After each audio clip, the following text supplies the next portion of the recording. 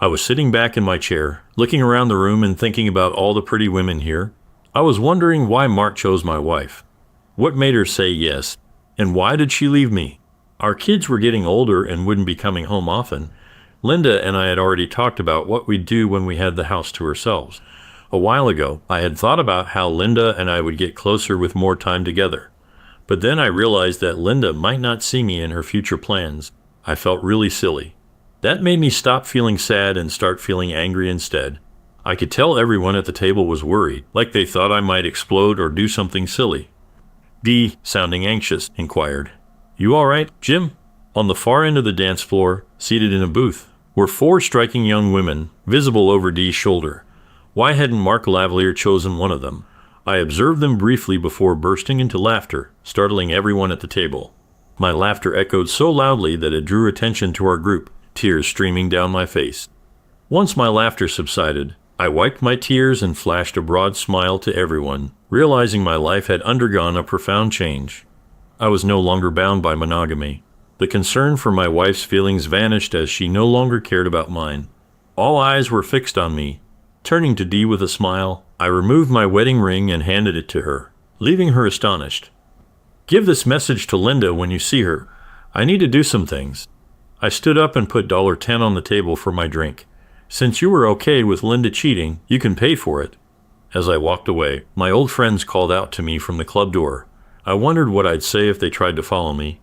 But one thing was certain. Any husband who ignored my warning and came after me would get hurt. I thought about how Linda cared only about herself and how I wanted to do things just for me. Upon reaching the hotel, I inquired about available full-size suites at the front desk. The clerk regretfully informed me of their unavailability, but suggested a honeymoon suite instead, listing its numerous amenities. "I'll take it. There's no need to keep the room I'm currently in since it's late at night already. I'll cover the cost for both rooms. My wife will remain in the original room, while I'll be in the suite," I informed the young woman behind the desk. She gave me a puzzled look. "I briefly thought you were arranging something special for your wife." After she handed me the keycard for the suite and provided directions, I made a request. "If my wife inquires about the key to my room, please refrain from giving it to her. Actually, could you leave specific instructions not to disclose my whereabouts if she asks?" The young woman's expression turned curious, but she smiled nonetheless. "I'll ensure the hotel staff receives your instruction," she assured me. I returned to my previous room to gather my belongings, leaving Linda's items behind in the trash bins. Taking the elevator to the top floor, I marveled at the spacious honeymoon suite, complete with a jacuzzi on the expansive balcony with a city view. I had brought an expensive tuxedo along in case we decided to indulge in late-night drinks at one of the upscale nearby restaurants. Donning my jacket, I made my way back to the club, stopping by the ATM for some cash. Upon my return, a long line had formed at the entrance. Approaching the doorman confidently, I slipped him a $100 bill with a smile. In return, he opened the door and welcomed me inside. When I went into the club, my old friends were sitting at a table. I looked around, hoping to see what I saw before. 4 beautiful young women at a table near the dance floor. They didn't have any men with them, so it seemed like a bachelorette party, which was what I wanted. I walked through the club, and Dee saw me and tried to get my attention as I passed their table. Everyone looked at me, but I didn't pay attention to them. I went over to a table with 4 women. I asked, "Why are you 4 lovely ladies sitting alone?" They all smiled at me. The tall brunette laughed and said, "We're here for our friend. Some jerk left her for another woman, so we're here to cheer her up." The brunette seemed a little drunk. "Well, if you don't mind, I'd love to dance with your friend and help cheer her up." I turned to the petite redhead who smiled and offered her hand for me to help her out of the booth. As we danced, I inquired about her name. "Samantha, I'm Jim," I introduced myself. "How could someone be foolish enough to let go of such a beautiful woman?" She responded, "Because he's an idiot." We shared a laugh as we continued dancing and chatting. Samantha shared that she was studying nursing in college and grew up nearby. As a slower song began, we kept dancing. With the music now softer, Samantha asked, "Are you married, Jim?" I confessed we were no longer together. "Was it your wife who danced with Mark Lavalier earlier?" "I noticed she disappeared after that dance," Samantha remarked. "You weren't the only one who noticed, Jim." I flashed Samantha a sincere smile. "Looks like you discovered our breakup at the same moment I did." Samantha returned the warmth with a smile, and we danced closely until the song's end. Both of us had recently experienced heartache from people we cared about, and holding each other felt comforting. As the music ceased, we made our way back to Samantha's table. Addressing the others, Samantha declared, "I know we agreed no men would join us, but I want Jim to stay." The brunette joked with us and said, "I'm not sure. We did say no, guys." Then I suggested, "How about I buy us a few bottles of champagne to make up for it?" Samantha disagreed. "I'm not sure." We made a deal. She smiled at her friends and said, "We saw Mark Lavalier leaving with his wife."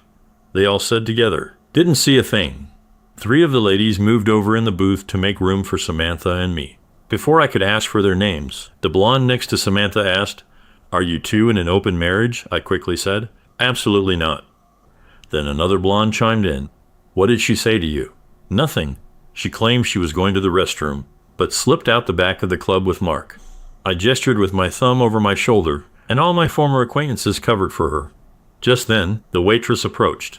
Inquiring if everyone enjoyed champagne, I received smiles all around. "2 bottles of your finest champagne," I ordered, eliciting applause from the girls. Before they could pose another question, I introduced myself. Their names were Kim, Christy, and Susan, all nursing students alongside Samantha. After the champagne arrived and everyone had a full glass, Christy the brunette inquired about my plans regarding my wife. As far as I'm concerned, our relationship ended the moment she walked out the door. "Do you have kids?" "Unfortunately, yes, a son and daughter, 15 and 13. But soon they'll be more independent and I'll address things with my wife." Samantha linked arms with me, declaring loudly, "Forget about it. You're with me tonight." We toasted with our glasses and indulged in champagne. I shared a few jokes, and the girls reciprocated. Laughter and drinks flowed as they danced with guys and each other, while Samantha remained seated with me, her arm around me. As the night went on, Christy got upset. She suddenly got up from the table and ran off. We all looked to see where she went. It seemed Dee wanted to talk to me, but Christy stopped her near my old friend's table. We couldn't hear what they were saying, but we saw Christy poking Dee's chest and yelling at her. Then, Christy let out her frustration at everyone at the table. People at nearby tables laughed at my old friend's discomfort. When Christy came back, Kim and Susan gave her high fives. Christy drank her champagne, smiled at me, and said, "None of these people are coming near our table for the rest of the night." I looked back at their table and saw they were all leaving. Both Jane and Dee appeared teary-eyed, and none of them glanced our way. "What happened, Christy? I saw that woman muster the courage to approach you," I questioned. So I pushed her away and let them know exactly what I think about those who aid cheaters. "You left quite an impression." They obviously hoped I'd forgive Linda to ease their consciences. "For that, I owe you a kiss." Samantha seized my head, playfully protesting. "Oh, you really shouldn't." Then she kissed me fervently, egged on by the other girls. After breaking the kiss, Samantha bestowed a sweet smile upon me. Kim teased, "Get a room, you too." "Actually," I interjected, "I have a suite in a hotel nearby, and you ladies seem unfit to drive. If we hurry, we can still have champagne delivered to our room." After settling the bar tab, the 4 of us made our way to the hotel. Samantha clung to my arm while the others leaned on us for support. During the reception, I ordered 4 bottles of champagne for our room. When I mentioned to the receptionist that it was a honeymoon suite, the ladies burst into giggles. Riding the elevator, they began singing the wedding march. Samantha blushed a lot, but she held on to me tighter as we got closer to our room. The ladies joked about me carrying Samantha over the doorstep. Samantha looked at me with her beautiful eyes and said, "You don't have to if you don't want to." I opened the door, picked up Samantha, and carried her inside. Once we were in the room, Samantha hugged me and kissed me deeply.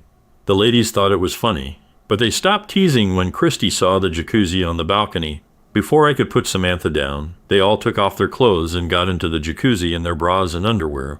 I put Samantha down, but she still held my hand and smiled at me. Then there was a knock on the door. Someone said they had champagne for our room. We brought the champagne to the ladies, who joked and giggled. Susan insisted I was overdressed and urged me to undress. I laughed, explaining I was keeping Samantha company. They playfully urged Samantha to join them in the jacuzzi, but she simply smiled and led me back to the room. We headed to the bridal suite, while one of her friends sang the wedding march from the balcony, laughing hysterically. The next morning, I awoke with Samantha wrapped around me and 3 other undressed ladies sprawled across the king-size bed. They must have joined us later. As Samantha and I got out of bed, she watched me. I smiled at her and she returned the gesture. Did you enjoy yourself, Jim? She asked. Yes, it was the best night of my life. Any regrets? Absolutely none. Join me in the shower, Samantha beckoned, slipping out of bed and pulling me towards the bathroom, eager to try something new that I had never done with Linda. Once in the shower, I lifted Samantha up and positioned her on my hardness while standing. Pressing her against the wall, she wrapped her legs around my waist. Although the standing position was challenging, it led to one of the most intense peaks I had ever experienced. Samantha had already climaxed twice, each time loudly. After we finished showering, Samantha and I saw that our loud lovemaking had woken up the other ladies. Even though they had hangovers, they were happy, ordering food and drinking mimosas. Christy said, "I can't wait to try that shower. You two made it sound like it's the best shower ever." The three girls laughed as Samantha and I smiled at each other. After everyone had showered and left, except for Samantha, who needed a ride home, she sat close to me in the car. "Jim, I know what your wife did was bad, but you can still try to make things work with her. If not, I'd be happy to see you again," Samantha said, hopeful. "I'd like that, Samantha. But right now, I don't want to go back to my ex-wife. I had a great time with you. You're what I need at the moment. So give me a call if you think we can make it work," I replied, kissing Samantha at her doorstep. As she opened the door, Christy greeted me from the couch with a smile and a wave. Exiting, I realized that I was postponing a decision regarding Linda. Returning to the club had been a spontaneous response to her infidelity. While it didn't resolve my issues with Linda, it certainly lifted my spirits. Upon arriving home, I took a moment to unwind, sinking into a chair in the dimly lit living room. Lost in thought about how to navigate the end of my fractured marriage with minimal impact on my children, I didn't bother flicking on the light. Eventually, after an indeterminate amount of time, I heard a car pull into the driveway, followed by the sound of keys turning in the lock. "Jim, I'm home," her voice echoed, mirroring the tone I was accustomed to hearing upon her return from errands. As she shut the front door and flipped on the light, I turned to face her. She appeared unchanged. The same blue dress draped over her, dark hair cascading down her back, familiar features, rings adorning her fingers, everything remained unchanged. It was as if nothing had transpired, as if she hadn't spent the entire night and morning betraying me with another man. This can't be real, I thought, expecting some visible difference, a trace of guilt or shame etched on her face. Yet there was nothing. "It's just me, same old me always," she remarked with a gentle smile, fully aware of my inner turmoil. "Nothing's altered here. My love for you is as steadfast as ever. I wish I could say the same." Hearing my own words, I realized the detached tone I adopted. Jim, with the countenance of a man devoid of emotion, I mused, gazing at Linda before gesturing toward our bedroom. "Don't start. Go take a shower," I instructed firmly. Despite attempting to interject, Linda eventually obeyed, retreating upstairs. After her shower, she returned downstairs. "Jim, where are my clothes from last night?" she inquired. "I believe they're still in the hotel room where you left them." "You didn't bring them back?" "No." Linda paused, almost about to criticize me. But then she stopped herself. She knew that criticizing me would just make her own bad actions worse. Instead, she stayed quiet, realizing it wouldn't help to argue. "Why did you leave them?" "Linda," she sighed. "It was Mark Lavalier. He's rich and famous, and he can have any woman he wants. When he asked me to dance last night, I felt like the most special woman in the room. He made me feel really good," Linda said, still feeling happy about the night before. As she spoke, it was evident she had become lost in reminiscing about the moments shared with Mark, completely disengaged from our conversation. It was in that moment that I realized it was truly the end. Linda will forever treasure her time with Mark Lavalier more than any moment with me. I was merely an afterthought, I reflected. "Do you love him?" I inquired. "No, I don't love him. It was merely physical." "I love you, Jim," Linda replied. "You hesitated," I pointed out. "Linda, I recognize what that look means. You would have gone with him if he'd asked. It was just one night. It was just physical. The conversation ends here. I need time to think. Pack some things for yourself and the children and stay with your parents for the week." "But Jim, the discussion is closed. If you truly want to resolve this urgently, given how I'm feeling, you won't get the outcome you desire," Linda retorted. This time there was anger in my tone and expression. Linda packed her bag and departed. As soon as she was out of sight, I set my plan in motion. Seeing Linda at the doorway in her familiar blue dress, unchanged, triggered an epiphany. I realized that change was necessary for my survival. I contacted my boss requesting 2 weeks off, then rented a truck and purchased supplies from the hardware store: wood, drywall, paint, and 2 exterior doors. Upon returning home, I gathered my tools and got to work. Firstly, I removed the front door and the surrounding windows. After cutting out a sizable opening, I installed the 2 front doors, positioning the old one on the right and the new one on the left. Then, I framed the wall along the main entrance, dividing the house into 2 and applied drywall. I was changing my house into 2 separate homes. I put a new door in the back on one side where the new kitchen would be. It matched the other side of the house. The room I used as an office became a 3rd bedroom on my side. On Linda's side, the dining room became the 3rd bedroom. When it was done, each side of the house was almost the same, except Linda had a garage that I was going to copy later. I changed the lock on the garage and the code on the garage doors so only I could get in. I also put up a fence in the backyard, splitting it exactly in half to make it into 2 homes. I called my kids every day to tell them about the changes I was making to the house. Even though Linda wanted to talk to me, I said I wasn't ready to listen. A few days later, I called Samantha because I wanted to hear her voice and maybe spend more time with her. "I can't stop thinking about you," I told her. "Would you consider going on a trip together?" I proposed. "No, stop teasing me," she responded. "I'm serious. I was thinking of a weekend getaway. Just you and me," I clarified. "Really?" Samantha's interest was piqued. "Yes, how about the Bahamas?" I suggested. "Sounds tempting." "Can you get away this weekend? Fly out on Thursday and return on Tuesday?" I asked eagerly. Yes, I'll just grab my phone and passport. We can buy everything else there." Samantha agreed. After exchanging excitement about our upcoming adventure, I bid her farewell to finalize my travel arrangements. A spontaneous trip to the Bahamas wasn't cheap, but why not take the chance? If Linda decides on a divorce, she'll receive half of our savings and my salary for child support. It amused me to think of it as Linda indirectly funding part of the trip with Samantha. I moved all our money into a bank account just for me and changed my salary to go there too. Even though I didn't think Linda would cancel the credit card, I wanted to make sure I could get money if I needed it. I worked really hard, almost all day, for 16 hours, and I built most of the walls in the house. Some parts weren't finished yet. By Wednesday, I had painted and put trim on the wall in the middle of Linda's side. Later, I'd have to separate things like electricity, gas, and water. But for now, Linda couldn't cut off my side because we shared those things. I told Linda to bring the kids home the next morning. On Thursday morning, I locked up my part of the house and sat outside, waiting on a chair. When they got there and got out of the car, they looked surprised on the front lawn. Then Emma spoke up. "Dad, what's going on?" I turned our home into a duplex. "Like it?" I asked, to which they all stared at me incredulously. "Don't worry, guys. I've finished the right side and moved your belongings to your new rooms," I assured them, leading them through the new layout while Linda attended to their bags. They were speechless. Arter concluded in the living room of the right side. "But Dad, the living room is much smaller," Tommy observed. "Don't fret, you won't even notice. Plus, I plan to add a garage on the other side and eventually a pool with a jacuzzi," I promised, eliciting smiles from the children. Linda prompted the children to unpack while she exchanged glances with me, seemingly eager to talk. Instead, I joined the kids, helping them settle in and ensuring they had everything they needed. After unpacking, I pulled out sandwiches from a local deli, and we gathered around the kitchen table for lunch. "Dad, what's all this about?"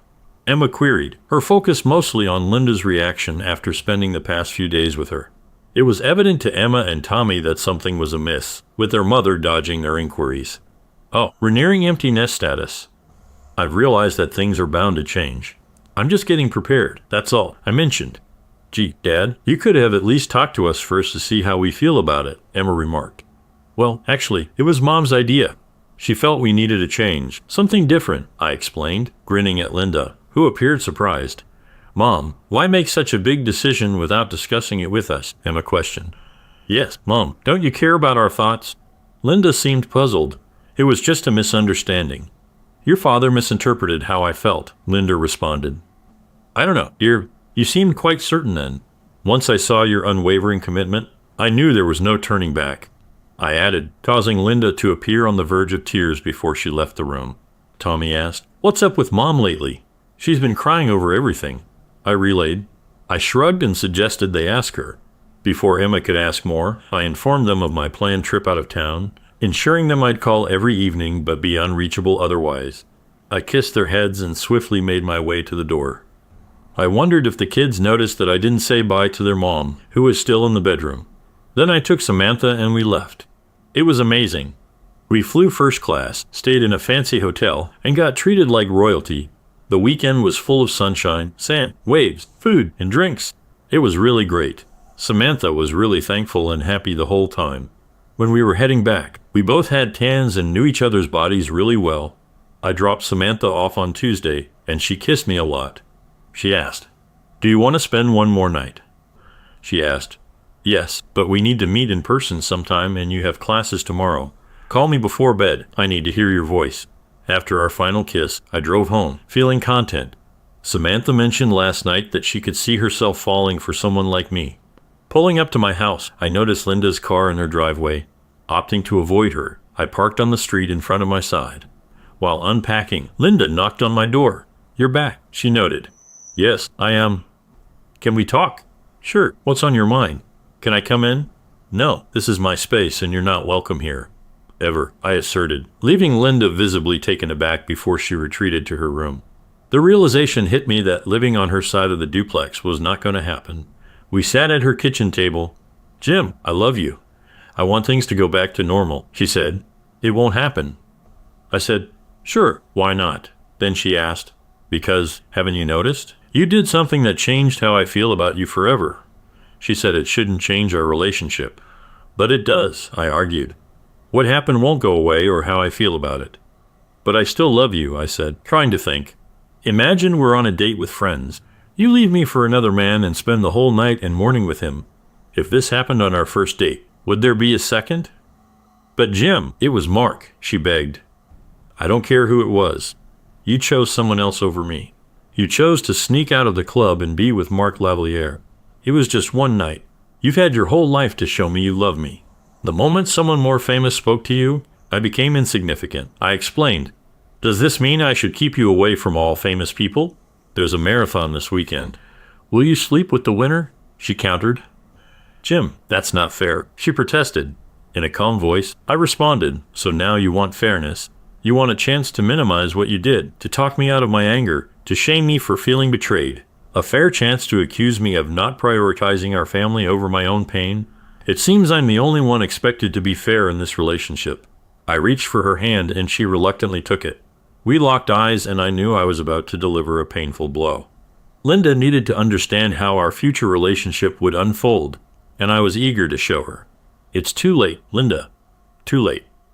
"Yes, it's too late. I found someone else," she said. "No," I said back.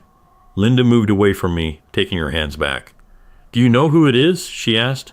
"I'm sure Dee and your friends told you about the redhead I danced with." "The one who held me tightly," I said. Linda realized the woman who took my attention on our anniversary, the one who made me forget about her, came to her mind. I looked at Linda's eyes and saw sadness. I understood that Dee must have sent Linda pictures of Samantha and me dancing closely, looking like we were in love. With simmering anger in her voice, Linda asked, "Are you doing this to retaliate against me? Introducing some 24-year-old girl to me to even the score? Actually, she's 21. I spent 4 days with her in the Bahamas. Remember that dream vacation we always talked about? It was fantastic." I knew I wore a broad smile as I spoke, unable to contain my excitement. The weekend truly had been remarkable. Linda glared at me once I finished speaking. I sensed my words had stoked her anger. I knew my lingering smirk only fueled it further. Reminding myself of the children, I took a deep breath, willing my face to relax and the grin to fade. Linda's eyes burned with fury, indicating she was about to unleash a torrent of condemnation. But upon seeing my grin resurface, she realized I anticipated every word she intended to utter. Linda froze. Then she let out a slow exhale, shut her mouth, and rested her hand on the table. We sat in silence, locked in a stare. I could tell Linda wanted to lash out at me, to scold me for my actions. However, she recognized she had lost her moral high ground. The leverage she relied on in our relationship was built on love and trust, qualities she had casually discarded for a single night of passion. Linda realized that her actions had caused more damage than she thought. I believe when Linda chose to be with Mark, she thought it was just a small change in our relationship. But now she realized she had risked everything without thinking. Linda sat quietly for a moment, her hands together on the table, looking away. It doesn't matter. I love you, she said. Yes, you keep saying your love is special. But why should I care about your love when it's clear my love for you doesn't mean anything to you after what you did? So why should I care about your love? But I don't want to lose you. Well, I fail to understand how you thought you could shatter my trust completely and still expect to keep me. You took me for granted and now you don't deserve me. Linda appeared bewildered. I'm going to my place. There's still a lot of work to be done around the house. I'll be back for dinner with you and the kids. Please don't bother me until then. I stood up and headed back to my apartment. Linda wept as I departed. Leaving Linda was incredibly painful. I longed to embrace her like before, but deep down I knew there was no returning to what we once were. The Linda I knew as my wife was gone and would never return. Anything I have with her now will serve as a painful reminder of everything we could have had. Everything she carelessly destroyed without a second thought or a hint of remorse. Before dinner, the kids and I ventured to my side of the house to explore. I showed them the new kitchen area and my plan to replace the back wall with glass overlooking the pool. They seemed concerned. As they observed the fence dividing the backyard, they grasped that this side would be mine. Then I indicated where their new rooms would be on my side of the house. Dad, why do I need 2 bedrooms here? Tommy inquired. Because this side is going to be my home, and that side will be your mother's home, I explained. Emma, are you and Mom getting divorced? Tommy asked. Dad, Mom won't say anything no matter how many times we ask, Emma added. No, we're just separated. I don't want to be a weekend dad, so I thought it would be best to split the house, and you two can choose which side you want to live on. Just as we were about to continue, Linda popped her head through the front door to announce that dinner was ready. We ate in silence, with Linda appearing tense. It was evident that the children had picked up on more than we realized. Tommy said too loudly, I'll live with Dad once he finishes decorating my room. Linda looked surprised. Dad told you we're splitting up. It's just a misunderstanding, and we're still talking about it, Linda explained. Emma slammed her hand on the table and exclaimed, Who's changing? I want to know. Emma and Tommy exchanged looks between Linda and me. I locked eyes with Linda, who avoided my gaze and stared at her plate. When Linda began to cry, the children got their answer. I informed the children that their mother was exhausted and needed rest. Guiding Linda to the bedroom, I assisted her in undressing and tucked her into bed. Planting a quick kiss on her forehead, reminiscent of comforting a child after a nightmare, I switched off the light and closed the door. My focus shifted to Linda, akin to handling a grown child who had committed a grave offense and faced a lifelong sentence. While I still harbored love for her, she was no longer a prominent figure in my daily life or thoughts. Initially, I checked on Tommy in his room. He lay on his bed, engrossed in correspondence with his friends. When I asked if he wanted to talk, he declined. Proceeding to Emma's room, I found her angry and tearful. Why did she do this, Dad? She questioned. You'll have to ask her. Forgiveness isn't easy, I replied. Then I don't know if I can forgive myself, she lamented. I understand, but I want us to remain a family, I reassured her. We are. I just won't share a room with Mom anymore, she declared. We hugged, said we loved each other, and then I went back to my side of the house. This became our new routine because I usually left for work before the kids woke up. Our mornings stayed the same. Linda and I still shared the responsibility of taking the kids to their activities and events. We tried to have family dinners in Linda's part of the house whenever we could. Even though Linda tried to talk about our situation every week, I refused, saying I didn't want to talk about it. Things were different at school events. I made sure not to stand or sit near Linda when we were there for our children's events. If she came near me, I quickly said I had to go to the restroom and then moved somewhere else when I came back. I was rarely alone for long, as single or divorced acquaintances often gravitated toward me. They invariably inquired about our relationship status, to which I consistently replied that we were separated as of the following month. I invested in new attire, appliances, kitchen fixtures, and furnishings from my side of the house, transforming it into a stylish bachelor pad with a large TV and updated entertainment system. I spared no expense. When I acquired a high-end convertible, Linda voiced concerns about our finances. Jim, can we afford all this? The car must have been expensive. Linda, my car was older than yours by 8 years, and I needed an upgrade. You've always replaced your car twice as often as I did. So I decided to catch up on those missed years with my new car. And what about everything else that's new? Did you really think I'd want to live in a rundown place? What about the furniture? I thought I was being nice by not making you get rid of any of the furniture you picked for your home. I'd be okay with sharing it with you. It's okay. I never really liked your taste in furniture anyway. Why didn't you tell me before? I stayed quiet because I wanted you to be happy. Furniture wasn't important to me. I let her think about that for a moment. Don't worry, we're financially stable. Actually, the house is paid off, and once the kids move out my side will be too big for me. I plan to rent it out for extra income.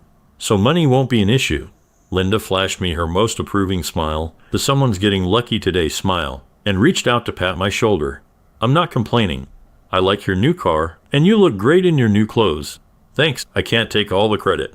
Tommy and Emma wanted a convertible to drive, and Samantha helped me pick out the clothes and furniture. Turns out we have similar tastes.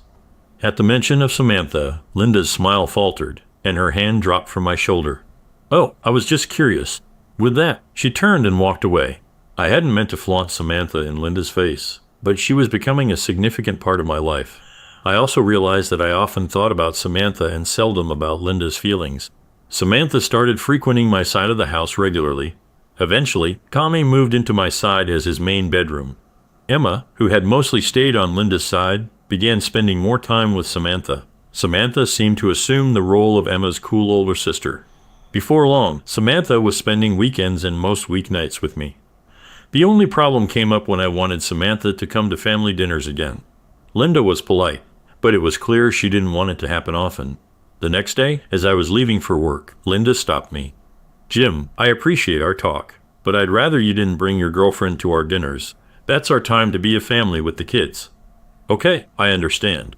From now on, I won't come to dinner if Samantha isn't there, but I'll also invite the kids to join me and Samantha for dinner if they want. That's not fair, Jim. Dinner is the only time we can all be together as a family. So, now we're talking about what's fair. Linda, let's be honest here. Samantha is becoming an important part of my life, and I want her to be more involved. She gets along well with the kids. It doesn't seem fair to exclude her from our family dinners. Are we talking about what's fair to me or to the kids? If you want to exclude her, you'll be excluding me too. But Jim, Linda, your idea of honesty has always been about yourself. Forget about how I feel. I bet you thought you were being honest when you sneaked out the back door to be with Mark Lavalier. Even though we weren't living together anymore, it was surprising to see how Linda still thought she could manipulate me easily. Linda, you threw integrity out the window that night. So if you don't like it, fairness would be for you to start cooking dinners on my side, and I'll let you join us. Samantha loves cooking, and she's great at it. With tears in her eyes, Linda said, I'm sorry I brought this up. Samantha is more than welcome to join us for dinner anytime she wants. After the pool and hot tub were finished, Tommy particularly enjoyed hanging out with Kim, Christy, and Susan by the new pool. They shamelessly flirted with Tommy, engaging in a friendly competition to see who could make him blush the most. Their competition escalated with tighter swimsuits. But Christy had an advantage because of her curves. When she kissed Tommy in the pool and pressed her chest against him, she won. Tommy couldn't leave the pool for about 10 minutes. Even though the water was cold, Tommy definitely won their game. He became more confident and eventually got a girlfriend at school. When the girls met Tommy's girlfriend, they stopped flirting with him and treated her like the luckiest girl. Samantha has great friends. And no, I never let Linda come to my side of the house. I didn't want her to make things complicated with Samantha. Sadly, a few years later, Samantha graduated from high school, and we broke up. I could see it in Samantha's face at Susan's wedding, which we went to together. I realized I was essentially becoming her provider due to our age gap. While it didn't bother me, I sensed it bothered Samantha. Despite our wonderful rapport, spending entire weekends together and integrating with each other's families, there was an unspoken tension. When Samantha hinted at relocating, I proposed to her, but she expressed her desire to adhere to a family tradition instead. Although she didn't explicitly say it, I could sense her internal conflict. I was perfect for her in many ways, just not the right age. I felt like Samantha was taking me for granted, assuming that great men like me were abundant. I subtly tried to make her realize that her rigid standards were creating an insurmountable barrier for any man. Just like with Linda, my success seemed to backfire, as Samantha seemed to think I was interchangeable. I reminded Samantha about how Linda thought the same way and where it got her. Samantha strongly denied ever making the same mistake, and that sealed our fate. I understood Samantha's decision in the end. I told her that if she ever changed her mind, I'd be there for her. Maybe we could get back together later in life when the age difference isn't as big. I cherished every moment I spent with Samantha, and I liked how honest she was when we talked. It was different from Linda's dishonesty. Linda's friends, who used to be my friends too, sometimes tried to convince me to get back together with her, but their arguments didn't convince me. I would tell them how it feels to be cheated on by your spouse, and they seemed to understand and even support my decision based on what I saw that night. Actually, I don't think it was just luck that we ended up at a club where Mark Lavier goes.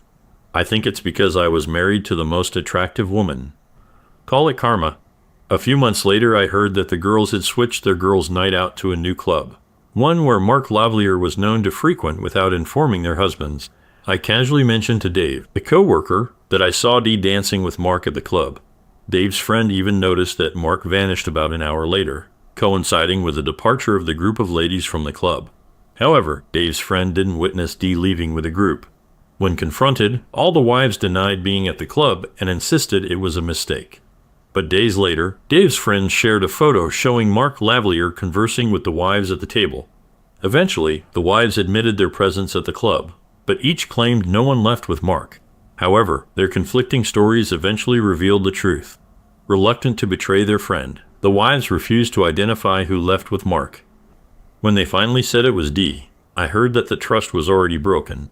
During a meeting where husbands talked about their wives' stories, Dave summed it up well. He said how the wives always covered for each other and lied easily. This wasn't the first time they had a girls' night out. How could they be sure Dee wouldn't also meet Mark Lavier or someone else? Each husband watched their wife's face when Mark Lavier talked to them. That night at our table, everyone heard their wives supporting Linda's actions and wishing they could do the same. After Linda went to the first bachelorette party, all the husbands knew about her. At first, they were happy because it made things exciting in the bedroom when Linda talked about Mark. But a few months later, one husband joked about not liking sleeping on silk sheets anymore. After comparing notes, they realized both sets of silk sheets were new and identical in color. In discussions with other husbands, it came to light that 4 couples had recently acquired new white silk sheets for their beds. Following Dee's night with Mark, the husbands grew concerned that their wives were revisiting their own encounters with him. All 4 couples ended up divorcing within a year. I learned of this when Dave, the first to divorce, apologized to me and explained the events leading to his split. Subsequently, each husband personally expressed regret to me for their involvement that night with Linda. They all essentially admitted that if they had stood up for me, it might have sent a clearer message to their own wives, potentially saving their marriages. As for Mark Lavier, his habit of pursuing married women eventually angered the wrong person. No one knows who. But as Mark exited the club with his latest conquest, someone in a ski mask stunned him with a taser. Before Mark could recover, the assailant struck him in the groin. While Mark screamed in pain, the attacker badly hurt both of his knees. Even though there was video of the attack, nobody was caught. There were too many husbands who could have done it. Mark couldn't walk anymore. As for Linda, the last time we talked about our relationship was the day Emma moved out. By then, we were already divorced, and I had rented out my part of the house and moved to a condo by the sea. Linda asked if she could talk to me after Emma went to college. Jim, I still love you. I made a big mistake, and I've been sorry every day since then. I haven't gone on any dates or even looked at another man since. I know you haven't been in a serious relationship with anyone since Samantha, and I want you to come back and live with me, just to see if things work out, Linda said. Then she took off a necklace she was wearing and gave it to me. My wedding ring was hanging from it, the same ring I gave to Dee the night Linda left me. Linda looked at me hopefully. You still don't understand what went wrong, Linda. That night you thought it was a test of my love for you. But actually, it was a test of your love for me. But I really love you. No, you treasure what we used to have. You loved our marriage that seemed perfect, having a great husband and kids. You liked that I didn't treat you like an object or a trophy wife, that we made decisions together. You enjoyed our intimate moments, even though they happened less often. They were as strong as when we started. You respected that I cared about your feelings more than anything else. You appreciated the financial stability I gave you for your goals. But most importantly, you valued that I always trusted you without any doubt. Now you say you love me more than ever, realizing you won't find someone else who could make you as happy. No one will ever love you as much as I used to, Linda said. She didn't move, holding the necklace away from her, squeezing it so tight her hand turned white. You didn't realize how good we had it, and now it's gone. I can't be around you anymore. I won't let you hurt me like you did again. I thought it was us against everyone else. But you ruined everything when you decided to be with Mark Lavalier." Linda started to cry. "How many times do I have to say I'm sorry? It wasn't about Mark. Linda, you felt lucky when he took you home, but I felt lucky too. When I was really sad, your friends tried to tell me I was silly, but you showed me we were really important. Not because of you, but because of me. You left because my love was stronger, not yours. My love would never betray me like you did. It was the music that we danced to that made us special." As I sat at the table, angry and thinking, I saw Samantha across the room looking sad. When she saw me looking at her, she smiled. That smile reminded me that I still had a chance to be happy, to love someone new. You helped me see things clearly and be free. With that, I got into my convertible and drove away happily. I couldn't wait to get back home. Samantha quit her job and came to live with me last week. Since then, she's shown me that she'll always be there for me. Trust is a wonderful thing. Second story, moving on from cheating, finding peace instead of revenge. I wanted to share my story and some thoughts with this wonderful community. Like many of you, I've been through the painful experience of being cheated on. It's a hurt that goes deep and leaves lasting scars. But along my journey, I've learned that seeking revenge or holding on to bitterness only makes the pain last longer. Instead, focusing on self-healing and finding peace has been the best way forward. When I first found out about the betrayal, I felt angry and hurt. I wanted to get back at them, but I realized that revenge wouldn't make me feel better. It would only keep me stuck in negativity. So, I decided to focus on myself. I started doing things that made me happy, like trying new hobbies, spending time with loved ones, and taking care of myself. I made self-care a priority. Through this process, I discovered that true happiness comes from within.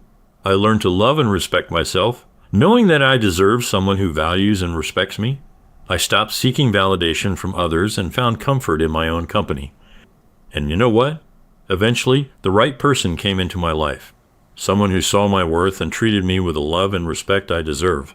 Someone who would never betray my trust. So, to anyone out there who's struggling with the aftermath of infidelity, I urge you to focus on yourself. Find what brings you peace and happiness and embrace it wholeheartedly. The right person will come along when the time is right, and they will cherish you in ways you never thought possible. Stay strong, my friends, and remember that your worth is not defined by the